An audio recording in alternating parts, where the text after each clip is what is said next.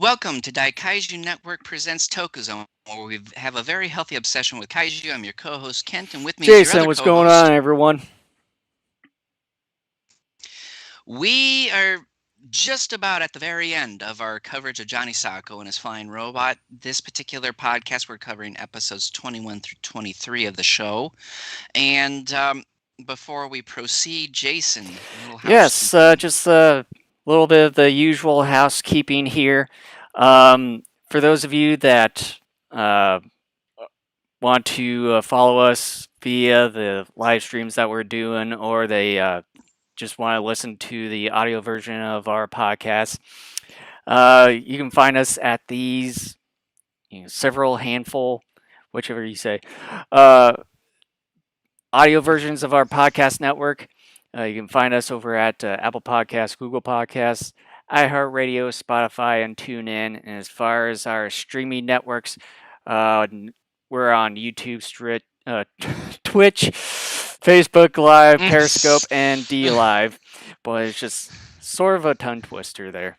Yeah. YouTube stretch. And you can also like and subscribe to us at these following social media websites. Just search for Daikaiju Network. And you can find us over at our own website. Just find us at daikaijunetwork.com.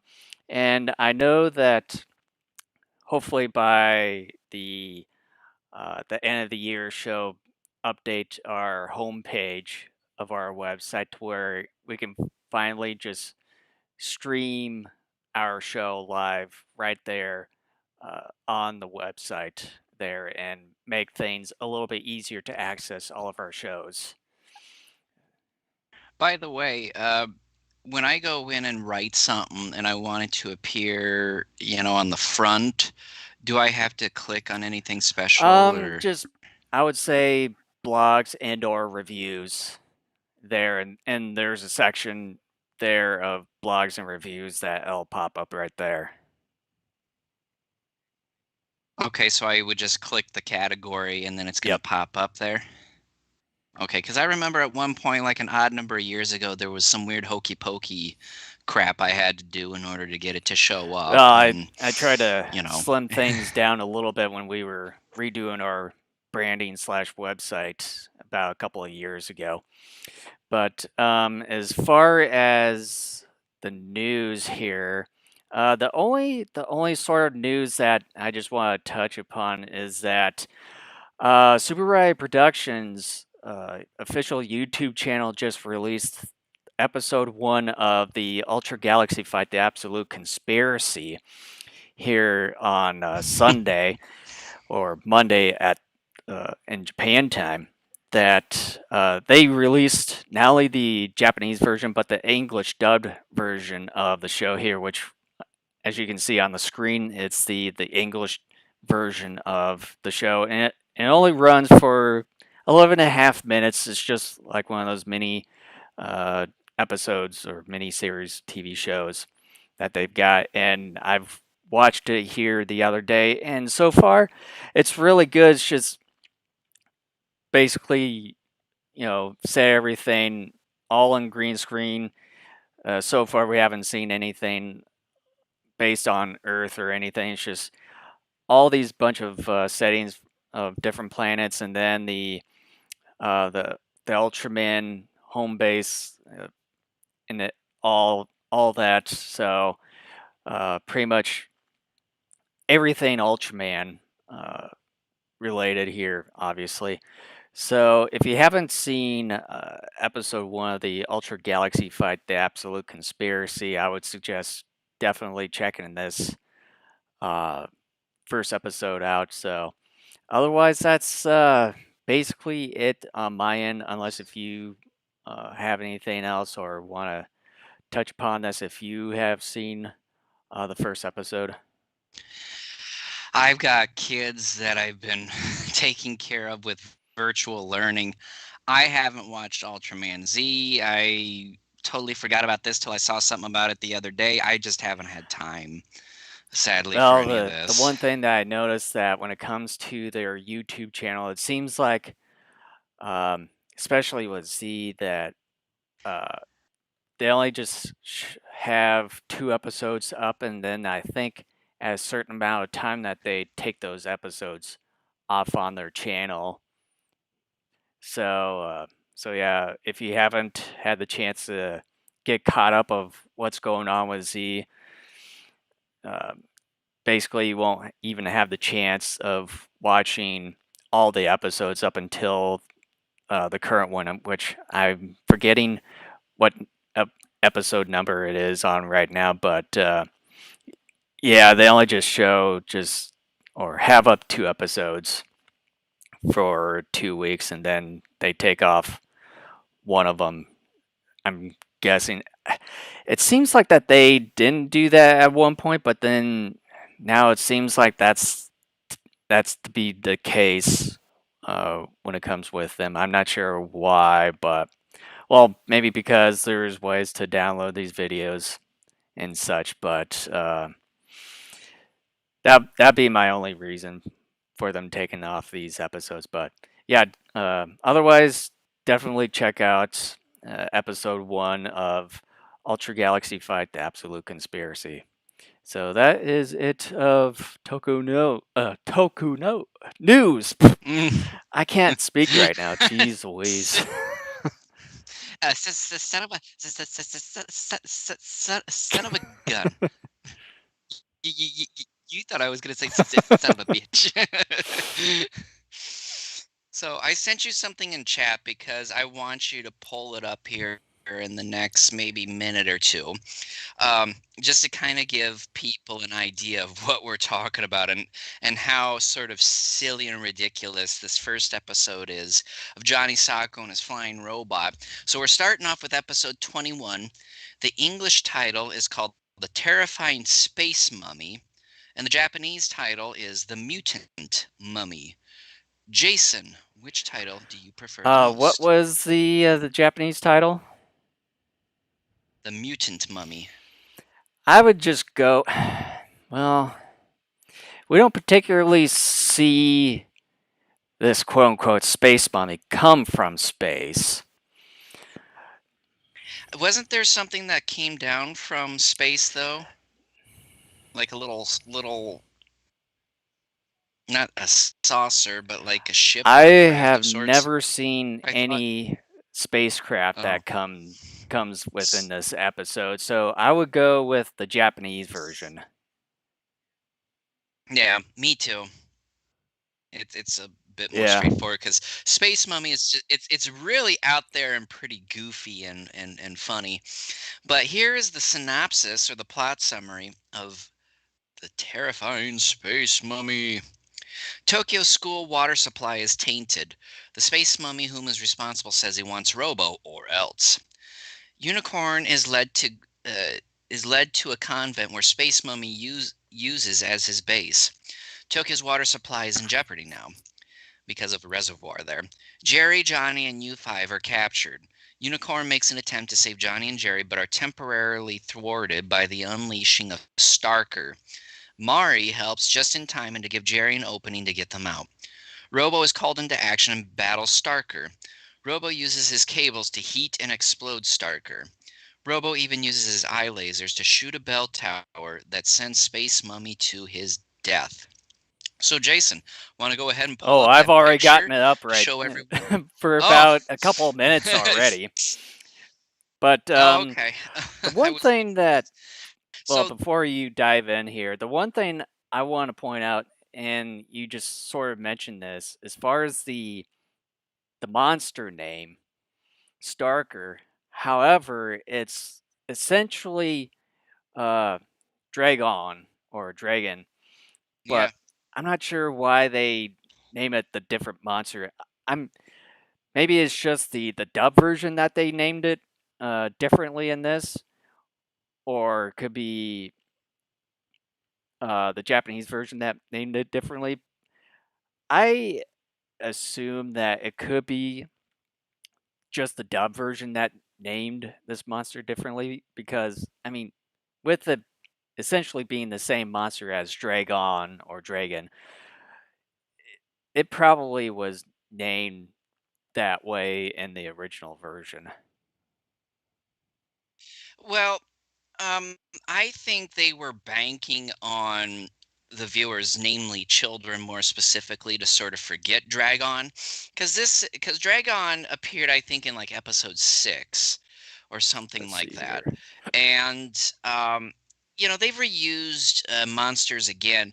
But yeah, the interesting thing is like with one of the actually with one of the episodes we're going to talk about here in this batch, um, Tentaclon even Hmm. comes back, and they actually used Tentaclon, the actual name of that monster, um, in this episode that we're going to talk about here in a Hmm. few moments. And it is kind of weird that they did that. I almost kind of wonder that maybe there actually isn't any sort of issue with the translation. It could be just that they wanted to make it appear to their young viewing audience that here's a new monster, and we're kind of hoping you forgot about the one that looks exactly like this from like 16 episodes earlier or Right. something um, of that sort. That's my guess, But anyway. yeah, with this episode, I was expecting to see this episode, and this was the one that I can basically remember the most out of this entire series, simply because of the space mummy.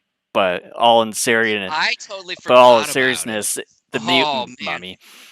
But I thought it was earlier in a TV show. I didn't expect it to be this late into the show itself. And even I think the final episode that we're going to be talking about, I thought it was maybe sort of in the middle, but I totally forgot it was this late as well. But yeah, Yeah, this I was the mean, episode. This first was of the all, episode I that remember the most. First of all, I dig that Fisher Price Yeah, looking record player that Unicorn brings out at the beginning of the episode to play and the this little flimsy recording. record. And the Space Mummy's dubbed voice is Yeah. spectacularly awesome.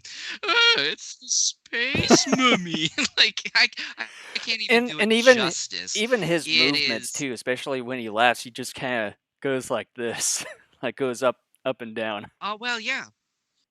Well, and I don't know if there's any truth to this, but don't you think the guy who plays Fangar also might be doing the Space Mummy?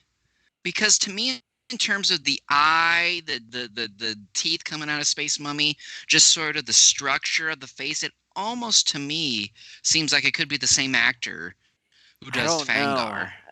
I mean, it would probably have to take some research just to find it out.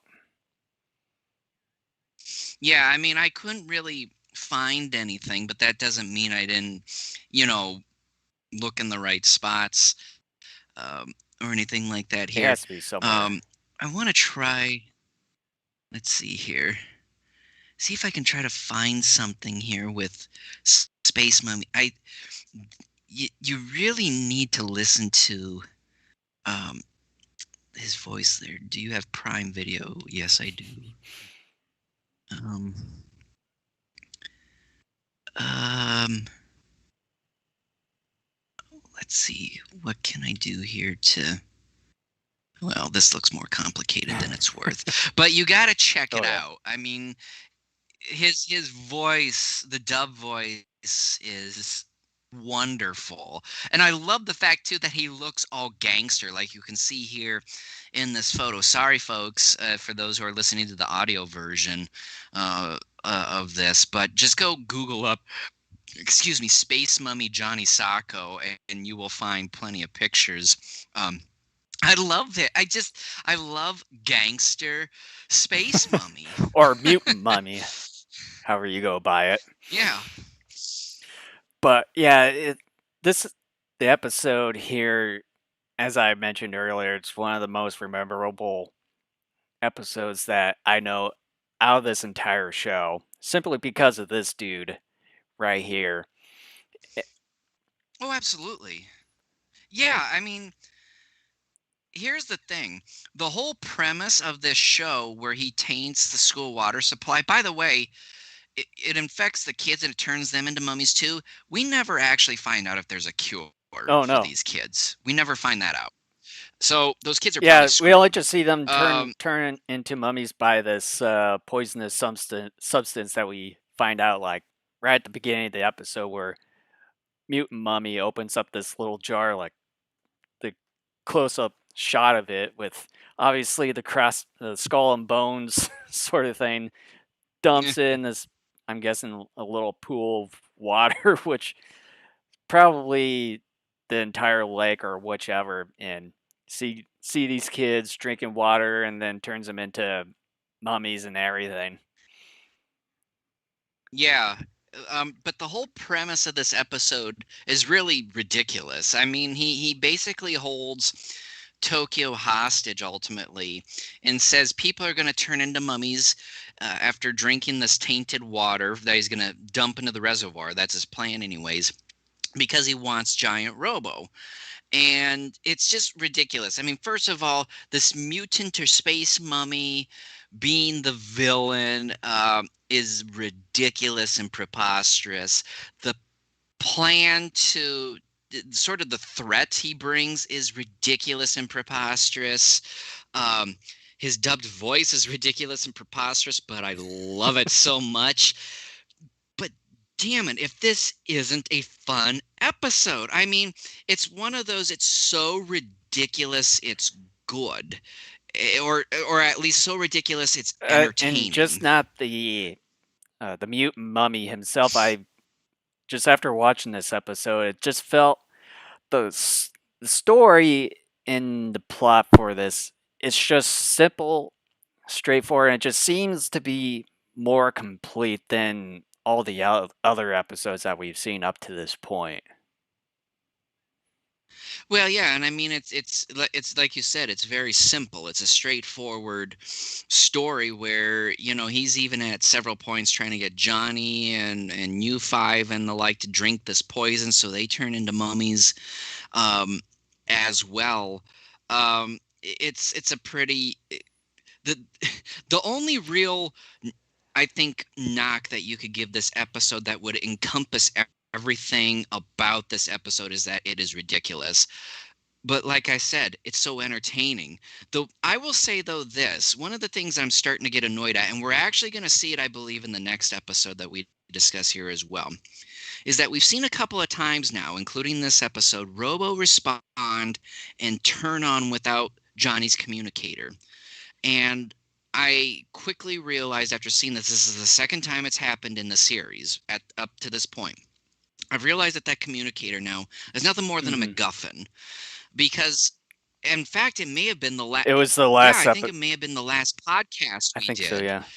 where there was an episode there where Johnny was inside Robo after Fangar captured the Robo, and Johnny like cried and like a tear or something fell on Robo's circuits and Robo turned on without the communicator. Here again, like two or so episodes later, we're getting something very similar again, and I'm kind of annoyed by that actually because it not only means that communicator is a guffin, but the communicator ultimately doesn't matter, and that communicator has been one, if not the most important things about the overall story of this series is making sure Johnny has that Yeah. communicator, and It, it's turning it's out that it it's the doesn't main. matter. It's basically the main driver, and just FYI, it's 2 episodes down the road. It's the final one, but Okay, yeah, the watch is sort of the main driver of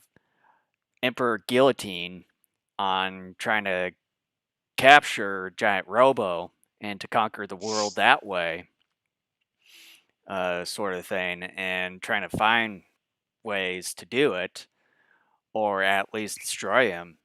It's Yeah, I can also see that as sort of getting to be that point where it is a, as you say, a MacGuffin sort of thing. But yeah, as far as this episode, uh, yeah, it's a pretty crazy, wild one. Simple.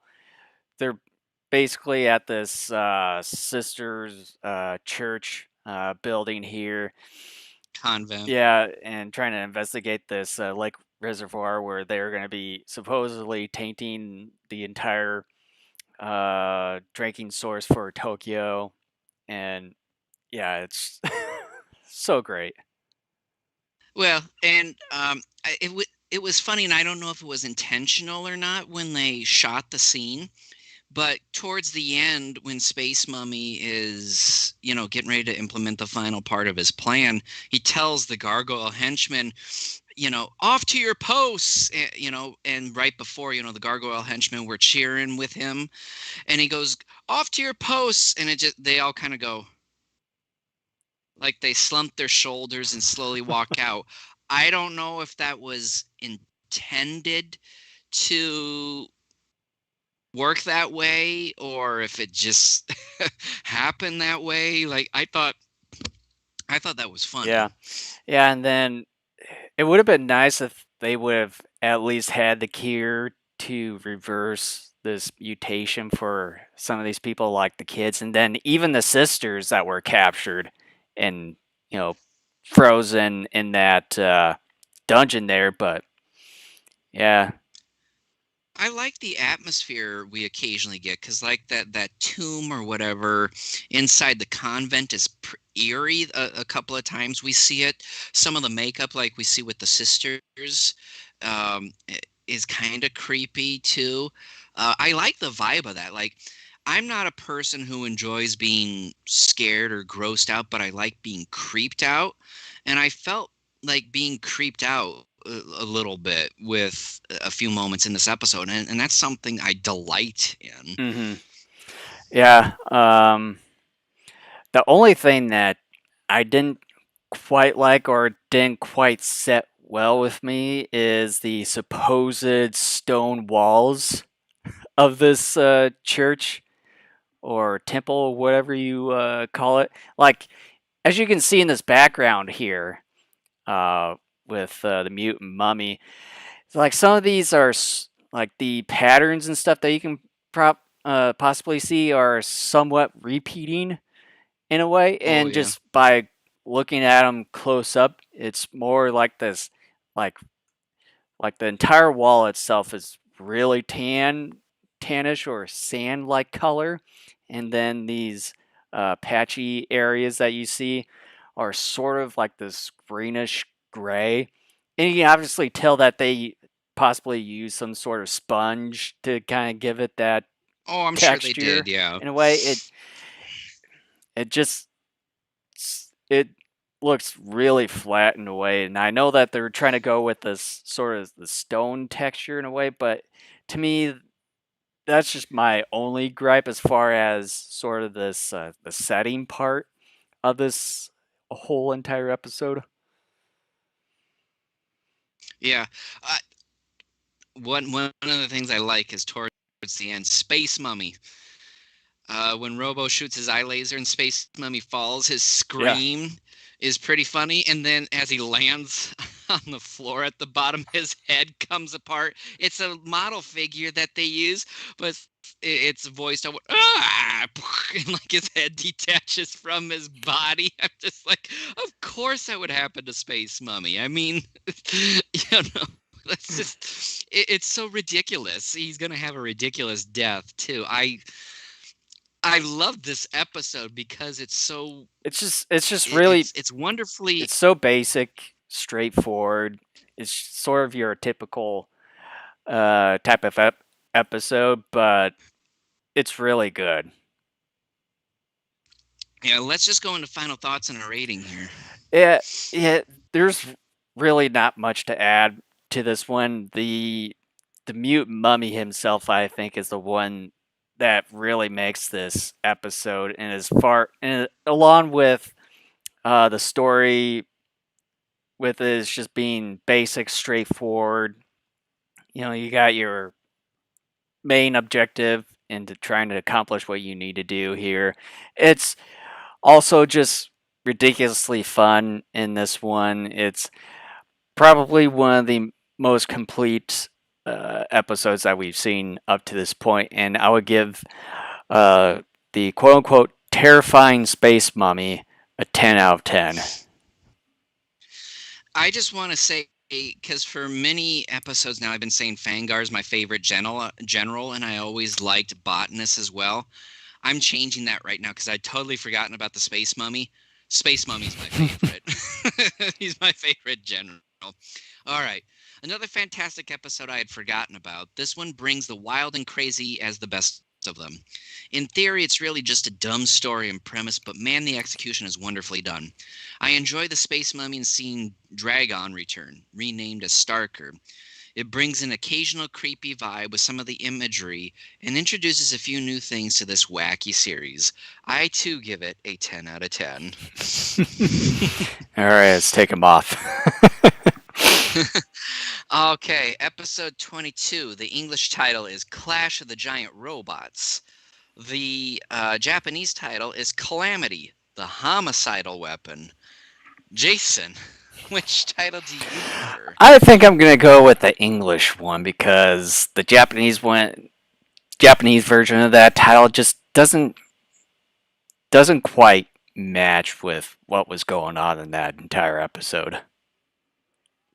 Uh, with the Japanese title, I think the phrase "the homicidal weapon" is kind of funny, Yeah. but it's slightly redundant because if you have a weapon, obviously you're going to use it to like maybe kill someone.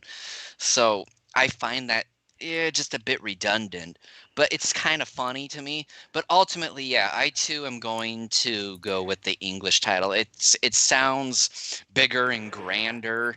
However, But yeah, I do like the English yeah. title better. However, the only thing that this title doesn't also quite make much sense is that towards the Yep. end, the other robot that Giant Robo faces, it doesn't really do anything at all.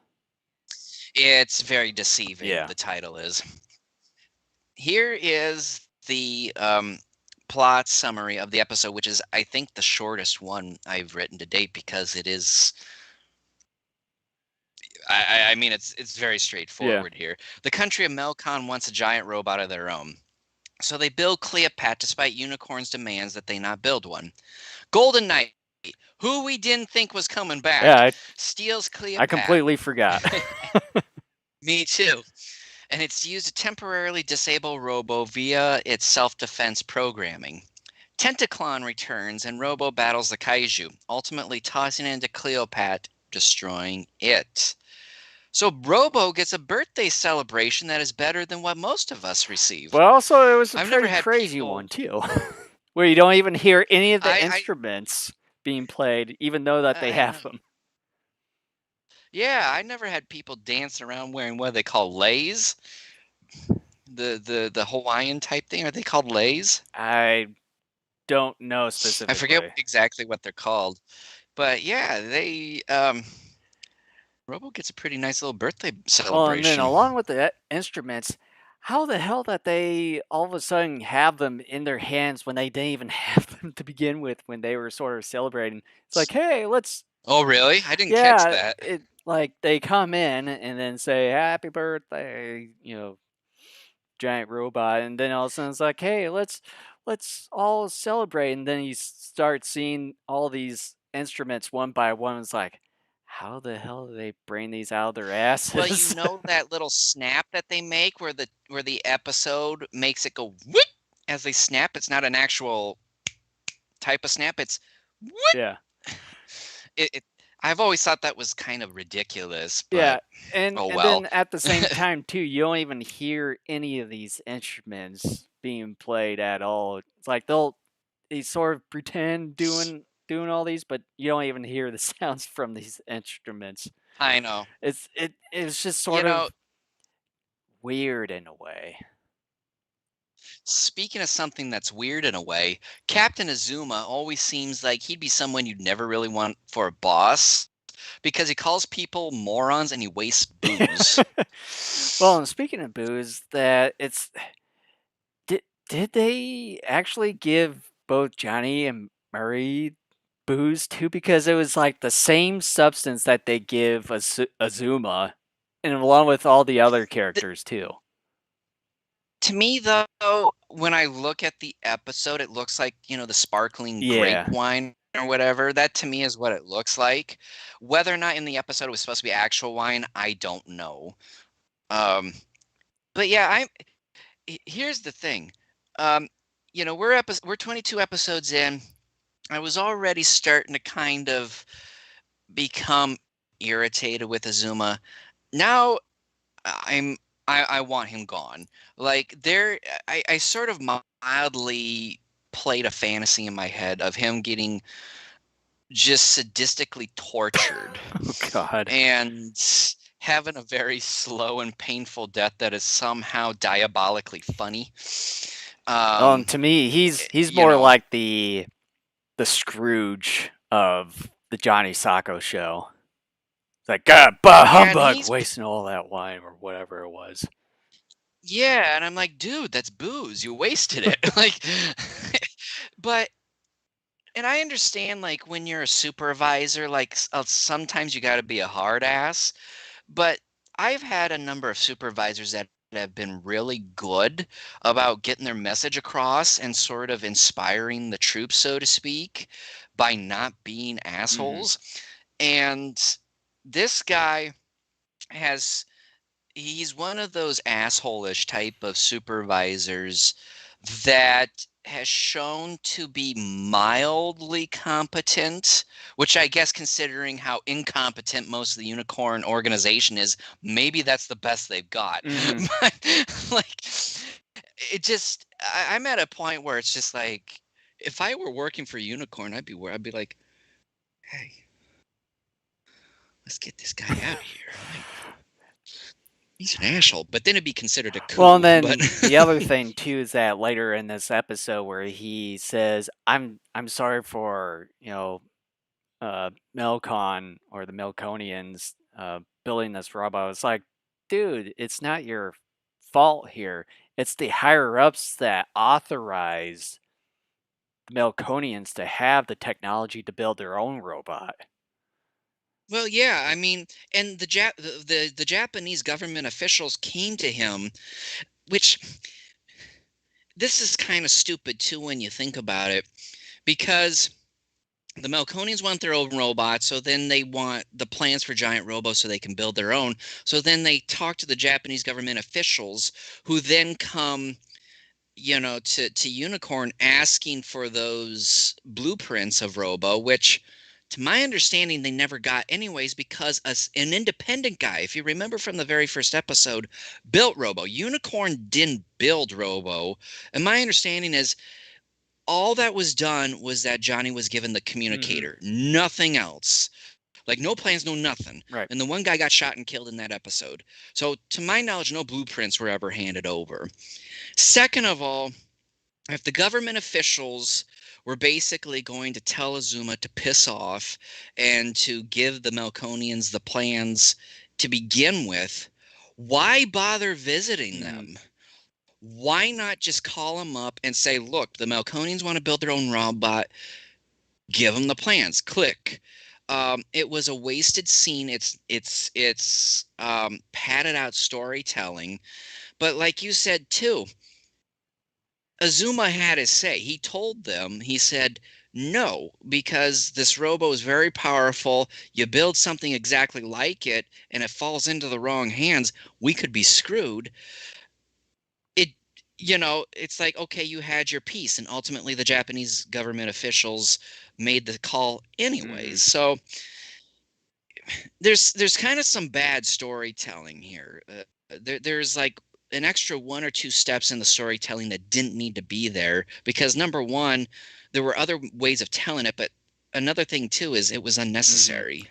Yeah, and So then also it would have been nice if the Melkonians built something a little bit different instead of almost exactly having the same robot look and appearance, just with a different colors here and there, and that's about it. But I mean, they probably, I'm not sure how much uh, sort of things behind the scenes that they had to make another one. I don't know if they thought about doing that or they just didn't have the time to do it. But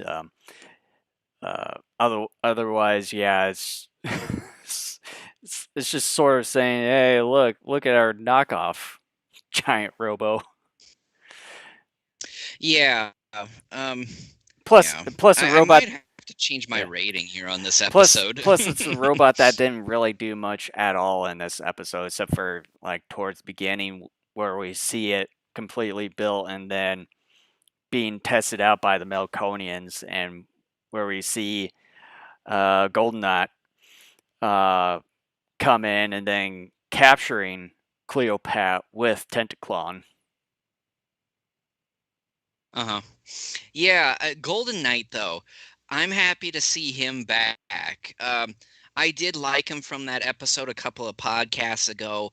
I thought he was just, again, like we said in that ridiculous villain. I mean, a full, suit of armor that is gold plated, really stupid and ridiculous, but sort of like Space Mummy in that whole episode.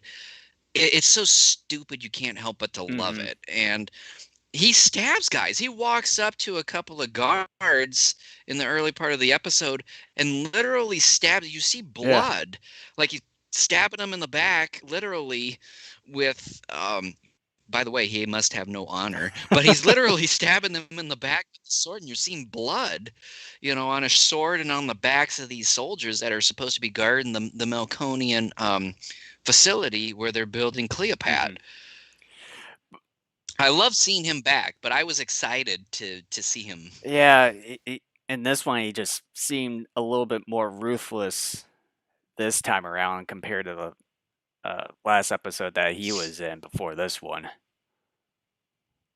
And he's ultimately arrested because he doesn't die. And like we thought, when we covered him initially, we thought he was a one and done villain. And I'm ready to say that maybe he's done here, but we got 3 more episodes, so I'm not quite sure. I'm not Well, going to say it just after the yet, next but episode. I think Golden Knight may be one of those that ends up living Yeah. ultimately when this whole thing is Well, done. then you got Harlequin, which so far we have not even seen him in the last several episodes. I don't even think we haven't seen him in the second half.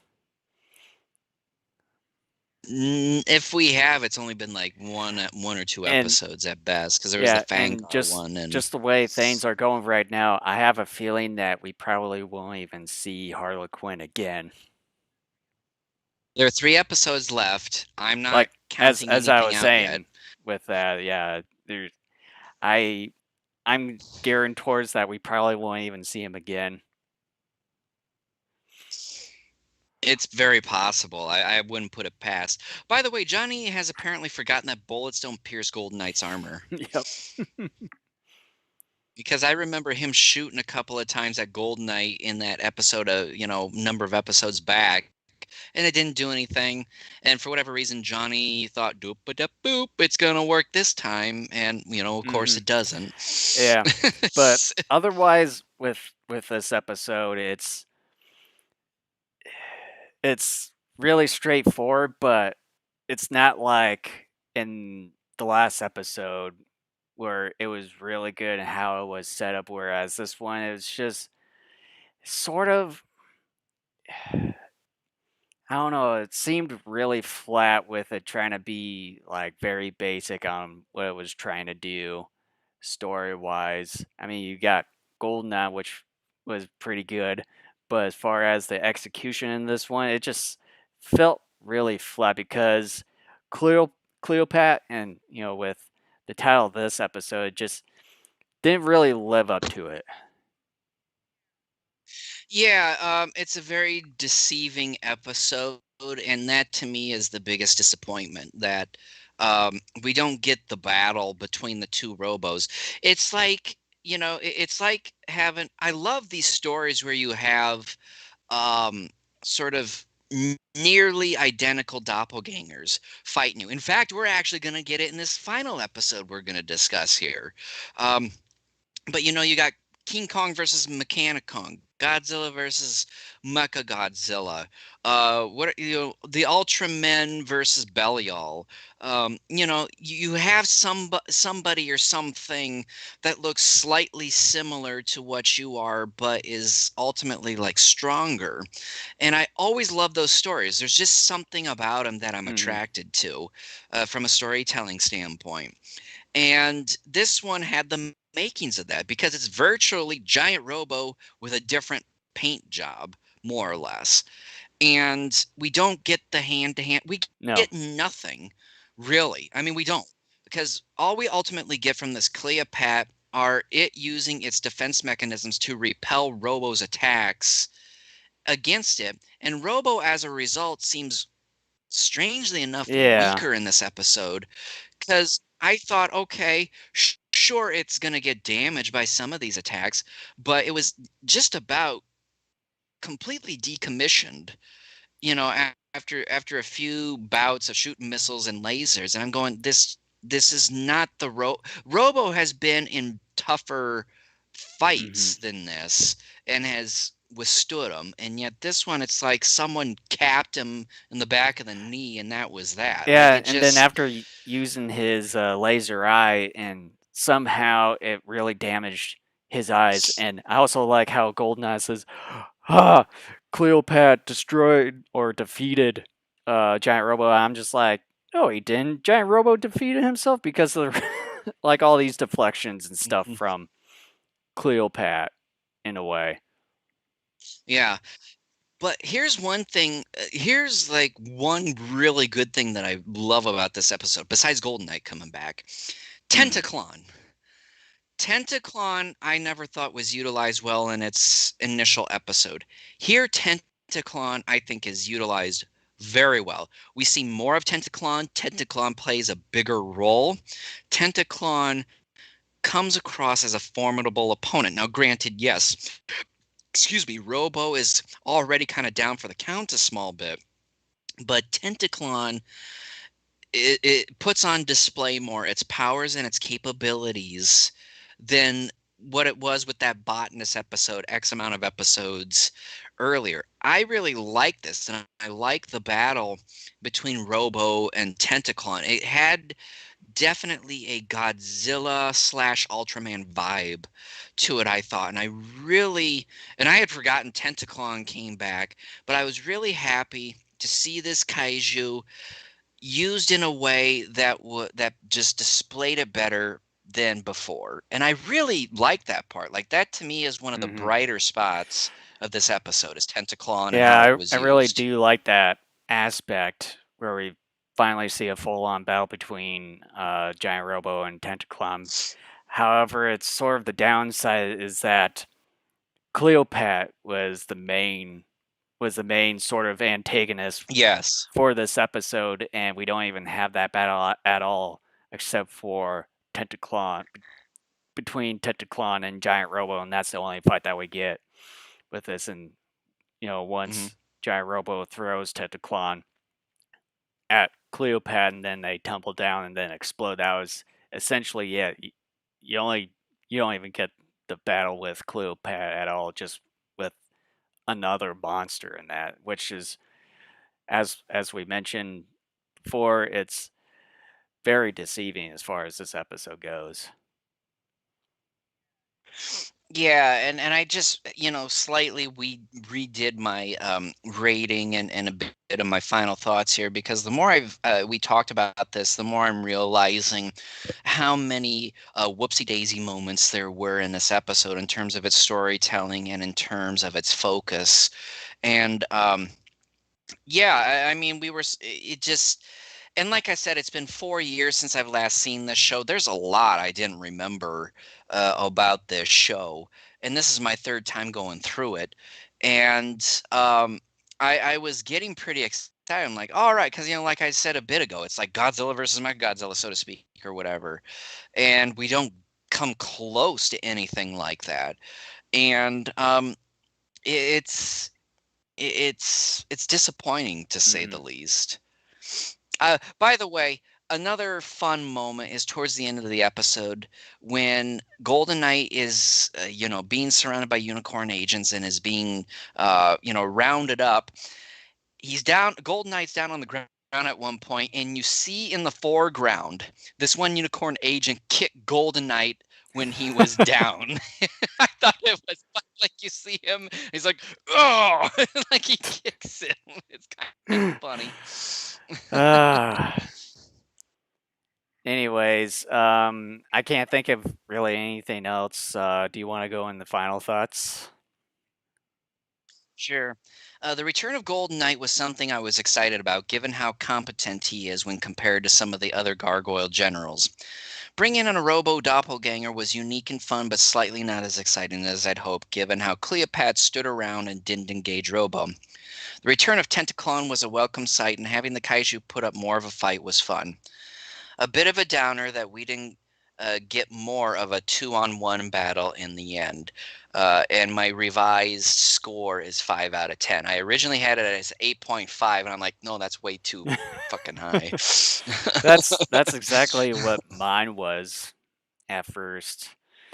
But yeah, the story for this one, it was trying to be just as straightforward and basic as the previous one, but with way how things went, it just didn't execute it quite well and just fell flat and being pretty deceiving for what it is as far as trying to have both of these like giant robo and the doppelganger version of it trying to clash with one another, but in the end we don't even get that fight at all, but we have a fight between Tentaclon and Giant Robo in this one, but yeah, it's just sort of a letdown episode in a way, but yeah, that's really, but the only good thing about this one We broke Jason. is that we do see Golden Knight or Golden Knight once again in this, but otherwise it's basically a letdown episode. Yeah, I give this episode Clash of the Giant Robots in quotes a 6 out of 10. Oh. Yeah, if it wasn't for if Golden Knight wasn't in it, my score would be reduced to probably, and depending upon who the general would be, it'd probably be anywhere between a 4 to 4.5. And then if you didn't have Tentaclon, it would probably be down to like a 3 or something like that. Like, just those little things can sometimes, for me anyways, add up to a lot in terms of a score for a film or a show. All right. Final episode we are discussing in this podcast, episode 23. The English title is Dr. Aingali, Master of Evil. The Japanese one, and it's a mild doozy, Dr. Germa, the supernatural space creature. Jason, which one do you prefer? Boy,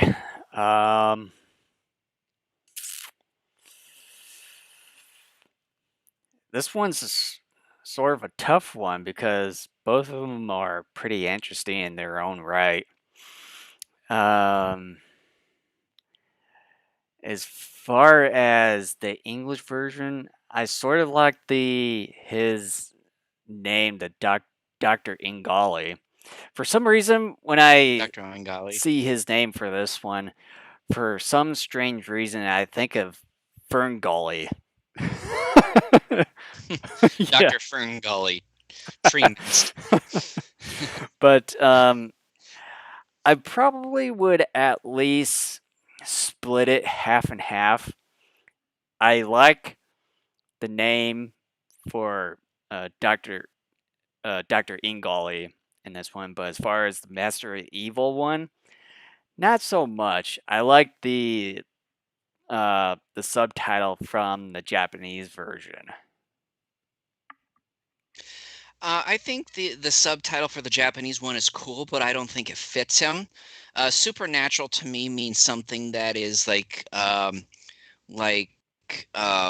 like a deity or a god or an aberration or a ghost, that sort of thing. That to me is what comes to mind when you use the word Well, maybe supernatural.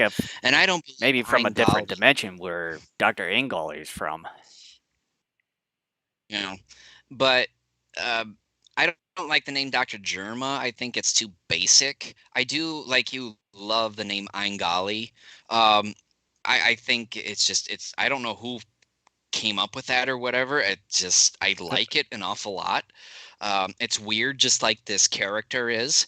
And I think Master of Evil fits it better because he was shown to be pretty darn competent Here. He was able to, by and large, do something that Fangar came close to accomplishing a few episodes back, but couldn't completely follow through on, and that is he not only captured Giant Robo, but got Robo working and to go on the offensive for them, whereas Fangar had trouble getting Robo up and going after Mm-hmm. capturing it.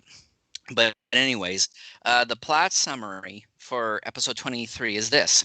Dr. Eingali sends Johnny a birthday gift that turns out to be a robot duplicate of himself. Eingali uses this duplicate as a means of stealing Johnny's communicator and hopes to use Robo to attack Earth. Eingali and Guillotine order Robo to attack Tokyo.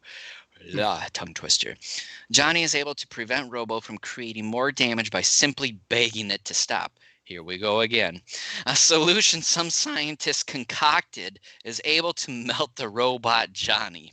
This allows Johnny to get his communicator back and order Robot to destroy Eingali. Back-to-back episodes involving birthday Not only that, but parties. doppelgangers. Doppelgangers. First we had a Robo doppelganger. Now we got a Johnny doppelganger who has thicker Yeah. eyebrows. You see that? I guess it's just the Like, only way to differentiate the two. but the funny thing I thought was, out of all the things you could have done to make one look different from the other, you chose to thicken the You basically had eyebrows one of job. one of them. I'm like, why One couldn't you? job. Yeah, why couldn't you have done something like what is it? Like, Mascara yeah, or darken eyeliner the or eye whatever, area a like bit. Like they usually have done. yeah, or just something different. But they're like, no, we're gonna go Anthony Davis on this guy before Anthony Davis was even But yeah, around. that's what they usually have done, or I think to make them either doppelgangers or sort of the evil, like their evil side To or look something, and evil. they darken that the whole eye area there. But I I guess it's just to differentiate the two, which they could have also done with the eye shading as well. Yeah, I just thought the decision to thicken the eyebrows of the robot was silly and Yeah, and ridiculous. then I also like in the scene where the unicorn come in and see the two Johnnies there, and I like Azuma where he comes up and is like, Knew you "This were is going the to. real Johnny." It's like how could you?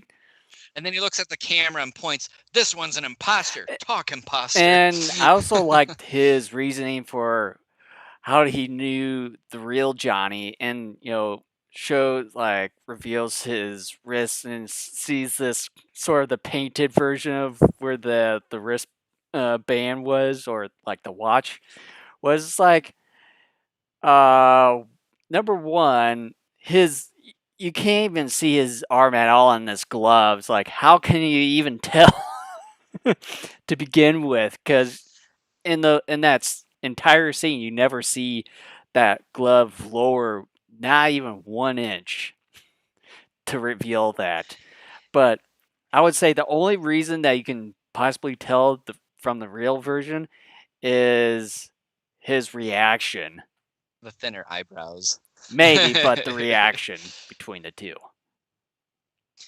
The funny thing is the thicker eyebrows actually don't come into play Later until on, yeah. after that whole scene, which is just ridiculous. Inconsistent. By the way, you're talking about that whole watch thing that Azuma brings up. I will say the markings on Johnny's wrists, Azuma was saying, was the result of wearing a watch all the time, is actually the result of when people wear really cheap watches. Believe me, I know, because I used to wear a couple of really cheap Same here. watches in middle school and high school, and they always left. After wearing them for like 7, 8 hours, they always left, markings because they were cheap ass pieces of crap. The paint always wore off, and the metal would tarnish your I skin a never little had that bit. problem. It's from cheap I only just watches. had So Johnny's communicator is a cheap Well, I never watch. had that problem as far as some of the paint or tarnish and stuff getting on my skin. I only just have the indent afterwards. I always had the tarnish problem. The first couple of times I wore that cheap watch, it was fine.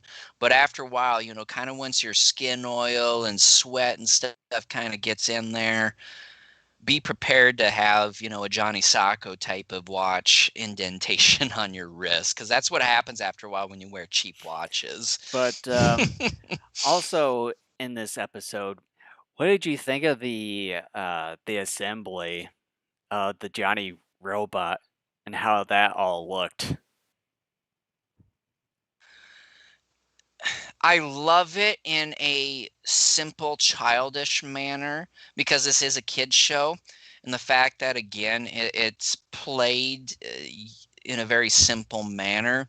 But at the same time, too, the adult side of me was chuckling of just how ridiculous Ridiculous in it how it was. was made out of basically pure foam. I also like just What just can I the say? appearance of that whole once the entire robot was set up as like just didn't even look like Johnny at all until he pushes the button and then you see this whole electric field around this robot and then just turns into Johnny, like the lifelike version of Johnny. And the button that he uses to turn him on is Yeah. magically gone. Like they had no way to just, oh, hey, I'll just turn you off.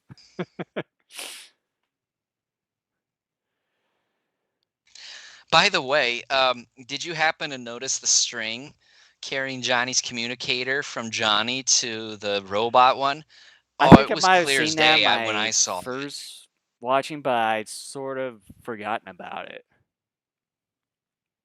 It was clear as day. I go, string! But yeah, I wouldn't be a bit surprised at all with that one. By the way, I'm golly.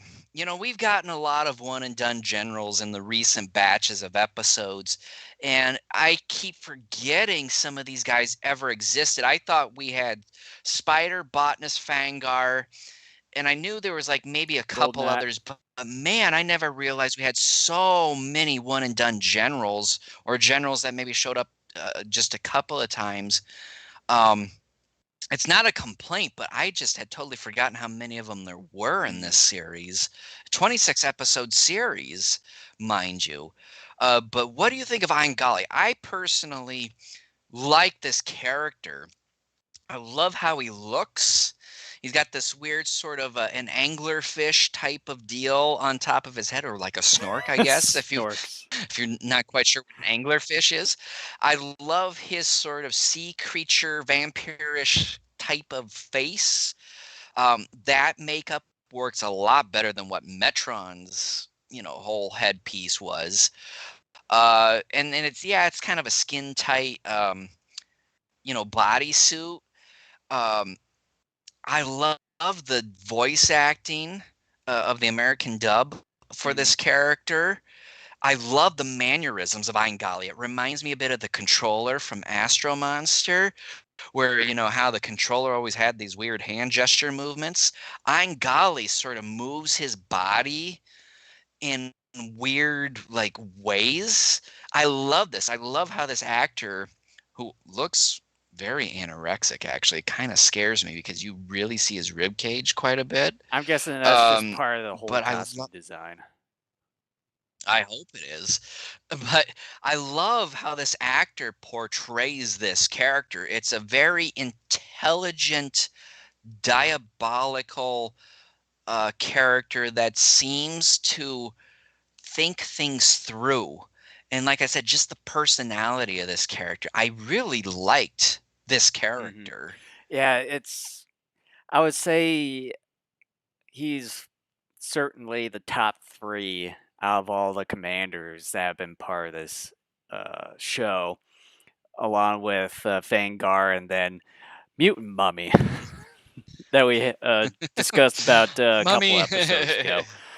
But yeah, it would have been nice if we could have seen him earlier because it feels like he naturally fits the whole part along with Emperor Guillotine as far as having them being space aliens in a way trying to conquer the world, whereas when it comes to Mutant Mummy, Golden Knot or Golden Knight, Fangar, Spider, and Botanist, it just feels more natural to have Eingali as part as of Emperor Guillotine's whole um, army or whichever one of the higher ups.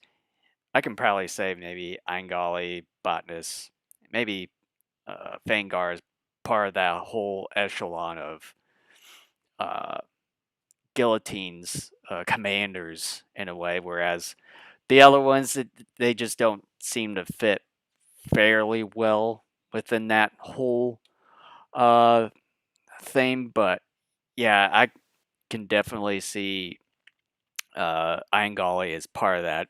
But I also liked his ideas of using a robot duplicate of Johnny into uh, tricking, sort of tricking uh, the unicorn people, and as well as having the same voice as Johnny and stealing that wristwatch and commanding Giant Robo. Yeah, it just seems like Eingali and Guillotine are more on the same page. That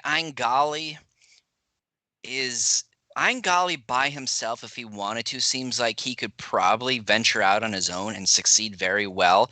I get this vibe from Eingali though that he's sort of what's the phrase? He's sort of entertains Guillotine by basically you kind of get this vibe that he's like, I know I'm very powerful, but I'm just gonna entertain you and making you think I am at your service. It's like they're on the same wavelength. They seem to have more of a relationship that comes together better than any other general has Hmm. with Guillotine. And I could have sworn that, like, one of these times that he would have possibly backstabbed Emperor Guillotine at one of these points, because it sort of has that atmosphere they could have done something like that. But in the end, he Yeah, doesn't. But yeah, he just sort of gives that yeah. vibe where he, like, as you said, that they were sort of on the same page or level with one another. Like, it sort of fits that part in a way where, like, at any given time that Eingol could have uh, turned against Emperor Guillotine and say, I'm going to be the one in charge and taking over the world, not you. hmm Yeah, I really like this character and how he comes off and how he's written. Um, I thought too with Eingali it was really neat that anytime he was on screen there was a special lens effect or what have you on there. I thought I that think was it's just pretty more or less neat just saran wrap too. just put on the the camera lens. Yeah, I mean it did seem like something was actually like put on the lens Mhm. itself. Uh, but oh well, I liked it. Yeah, I thought the miniature work kind of towards the end where they had like the freeway system being built that Robo was destroying. I thought that and was even pretty cool. the truck tanker that he had in his hands, Yeah.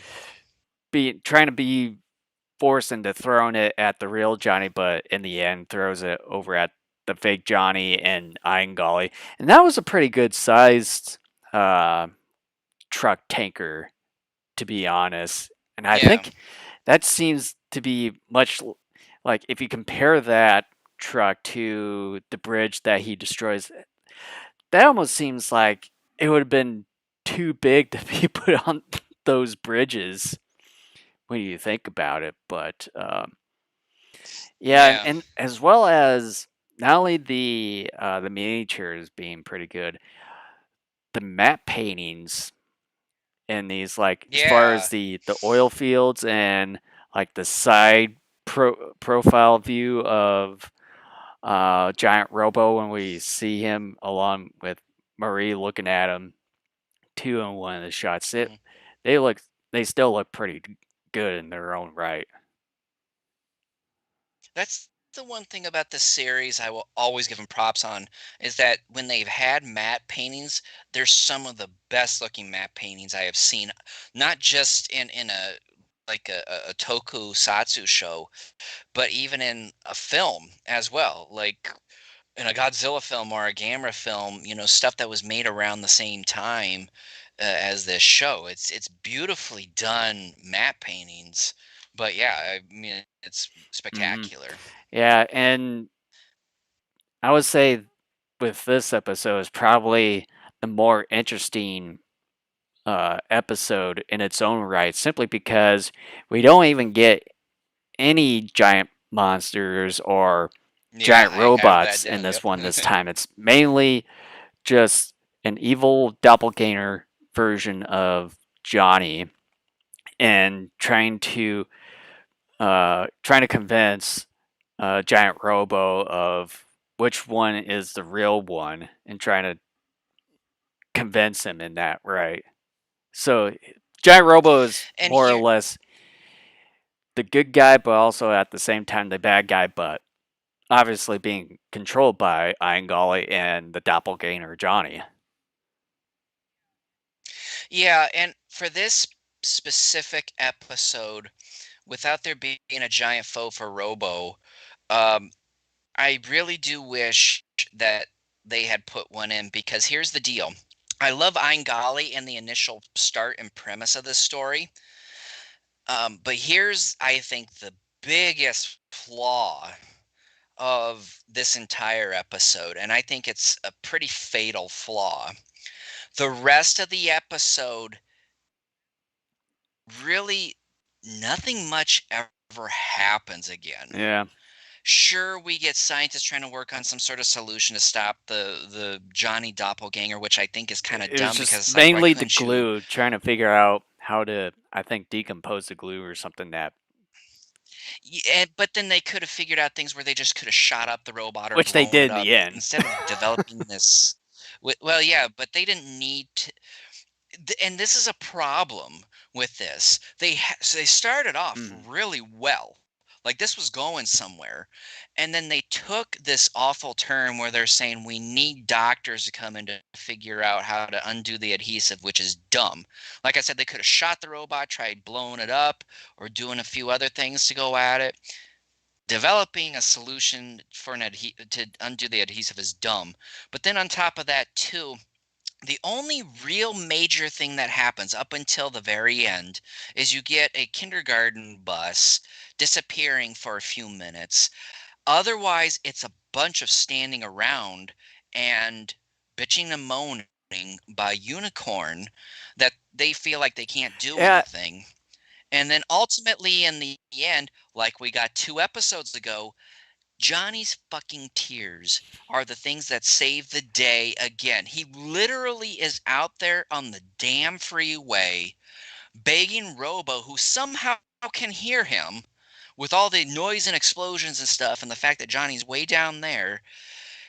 Robo can hear him, pick him out, and like, again, that's 2 episodes over a span of three episodes over a span of what, 4 or 5, in which the communicator has proven to really not be as important as we were originally led to believe throughout a large chunk of this series. And this episode, despite the fact Angali is brilliant as a character, that there was the start of a good premise. The rest of it after that is dull, dumb, unnecessary. And since they went this dull, dumb, unnecessary route, I really wish there was a giant foe for Robo because then it could have partially salvaged this episode a bit. But if they had written the story differently and better, yeah, you could have gotten away without a giant foe, and everything would have been hunky-dory because you wrote a pretty darn good story. Here, it's a bunch of standing around, figuring out a solution. Johnny's crying the entire episode, and ultimately his tears save the day. This spray, which somehow is able to shoot 200 feet away and dissolve the robot Johnny. I am deeply disappointed overall as a result of this because it started off promising and then boom, it crashed.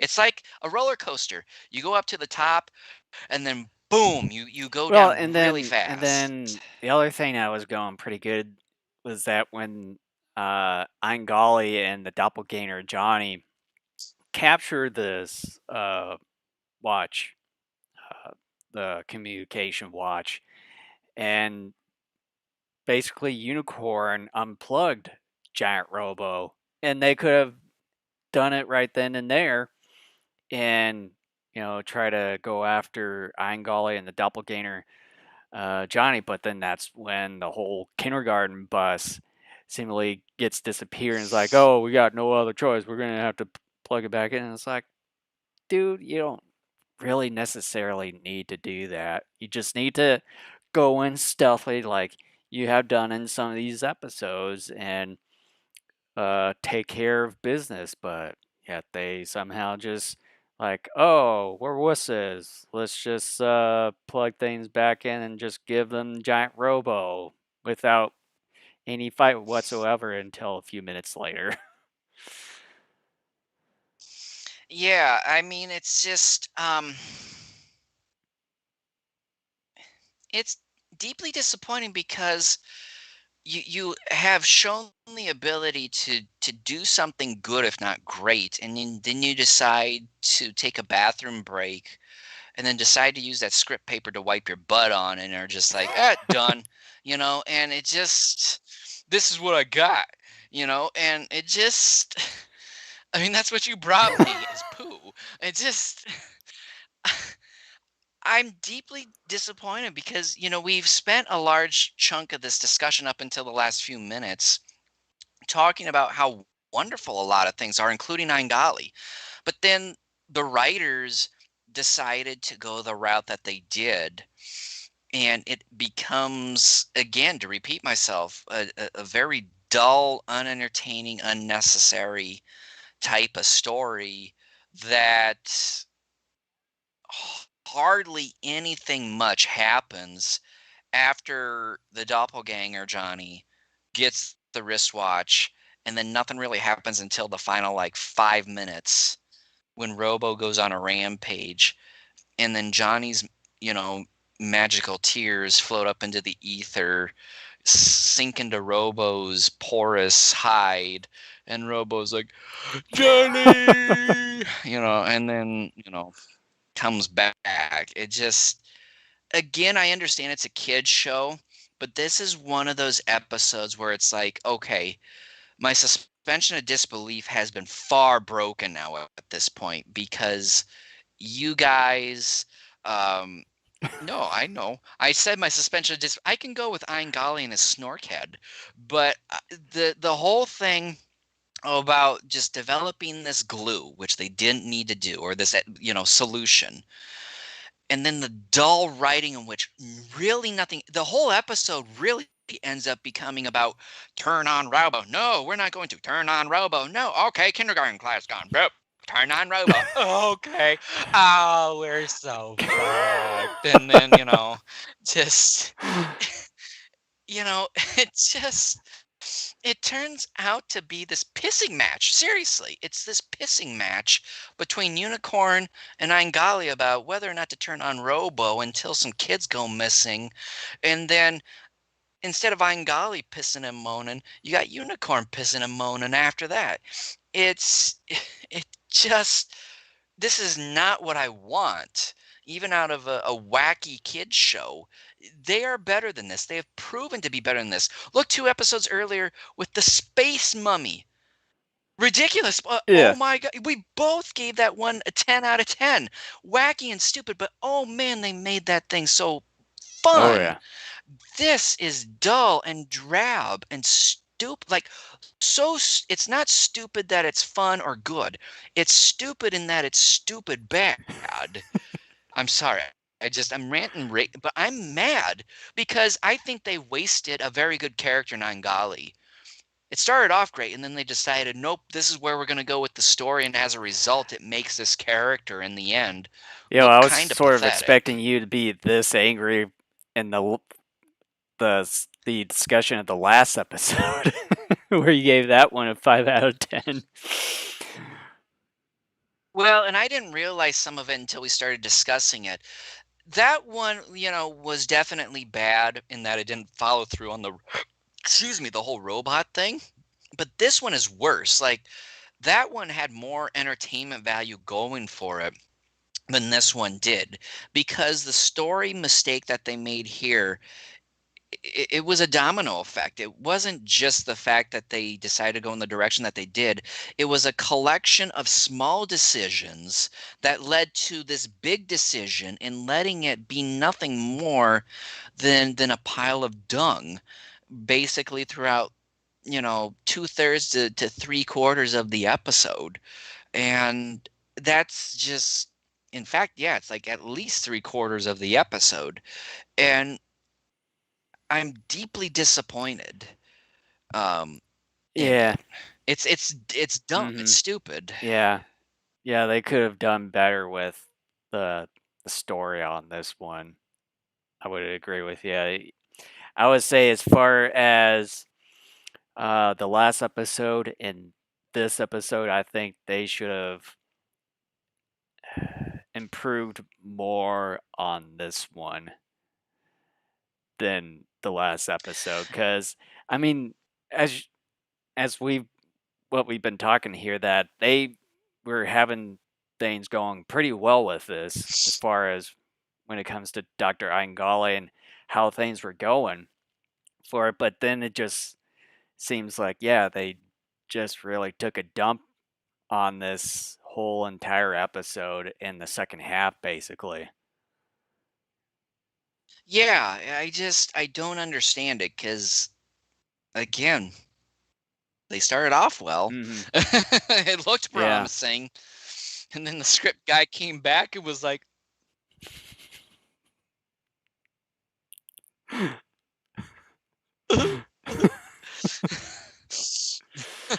So, with that, should we do the final take? "Yeah, all right." Dr. Aingali has proven himself worthy up until a child's tears changed the trajectory of Japanese history. The character is a quirky looking one that has mannerisms that make it stand out, similar to the controller in Invasion of Astro Monster. Sadly, minus the miniatures, the episode is a dry one. The plan is good, but quite a bit of time is spent standing around shedding tears. There is little in the way of action and substance, and probably the worst of it is there's no giant foe for Robo to battle. It's a shame, considering there was potential here, given the premise. 2 out of 10. Wow. I think that's the lowest score I've given an episode up to this Wow, I point. did not really expect that one. I thought it was going to be much higher than that one there. Your facial expression was funny. Well, it's because I don't like this. It's like it started off. If you told me to rate the first like 10 or so minutes of this episode, I would have said this is like a 9, 9.5 easily, maybe even close to a 10. Then yeah, yeah, just with this episode, it was really going pretty well for what it was doing in the first half, especially when you have Dr. Eingali and then this whole premise with the doppelganger, Johnny, and everything. It seemed to be going pretty well with it. And then, as we've stated, that with the second half, it just not entirely sure what just really happened with it. And as far as uh, possibly having another foe in this for Giant Robo to have in this. I don't know. I'm sort of split on that. To me, it can go either way on this. I'd say with this one, it can be more or less like the human sort of part of the story where it prevails instead of just having giant robo prevailing almost out of all the entire show. At least just have this one just be like a W for the humans in that regard. But Mhm. yeah, just with the whole premise in the second half, it just really felt short in a way, and just with the sort of the poor execution in it, and then having the wristwatch basically being. I don't know if retcon would be sort of the right term for it, as far as being another one with the Guffin term.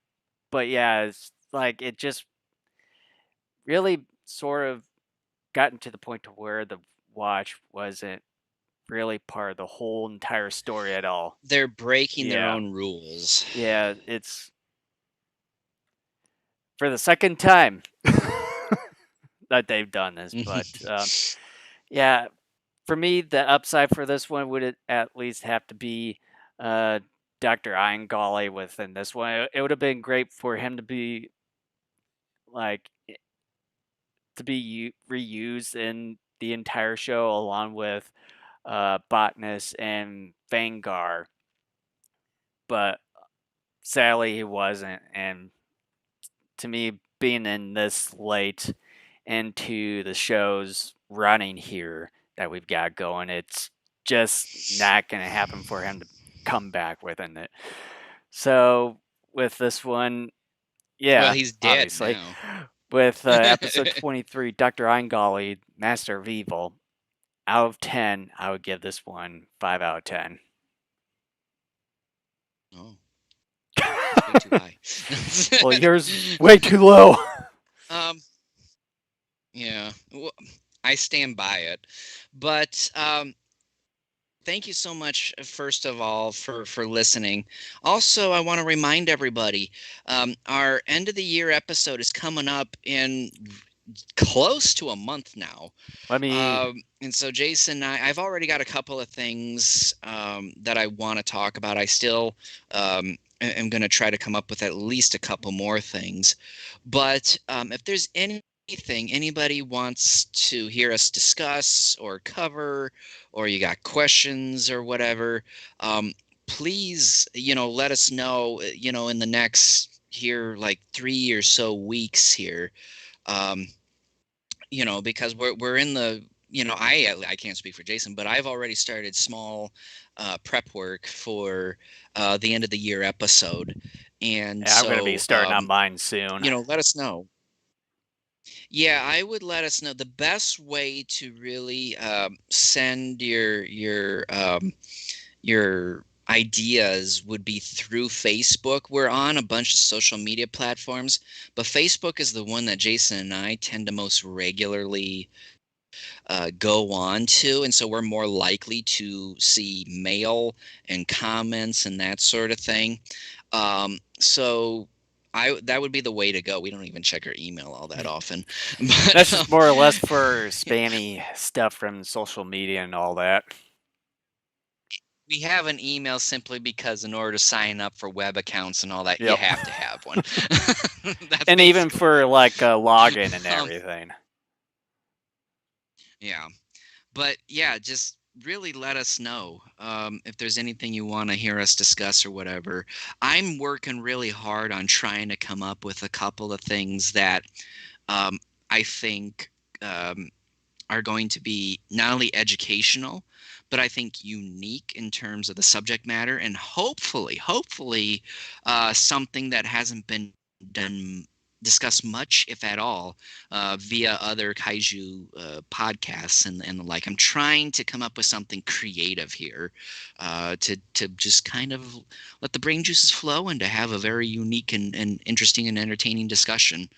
I haven't figured that out yet because I'm a dumb fuck, but um, I'm working on it. That's why I'm starting now. I'm allowing myself, a little over 30 days to get Hmm. this figured out. Yeah, definitely. And obviously, next month with the next episode is going to be the final final episode where we discuss Johnny Sacco and his flying robot. The final 3 episodes that we're going to be talking about here, and then obviously the episode after that, the year-end extravaganza episode.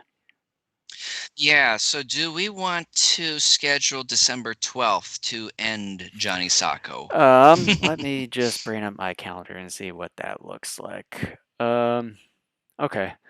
Uh, yeah, we can probably do that. And then as far as our year end, You're reading my mind. This is yeah, and as creepy. far as the year end, um, let's see, Christmas lands on a Friday, and then New Year's Eve is on the following Thursday, about a week later. After that, I'm not sure if I'll have uh, that day off. It doesn't have to be Yeah. on New Year's, but I thought, at some point after Christmas. Like what's your time off looking Well, I like? know we typically get obviously Christmas Day off, so that'll be on the Friday.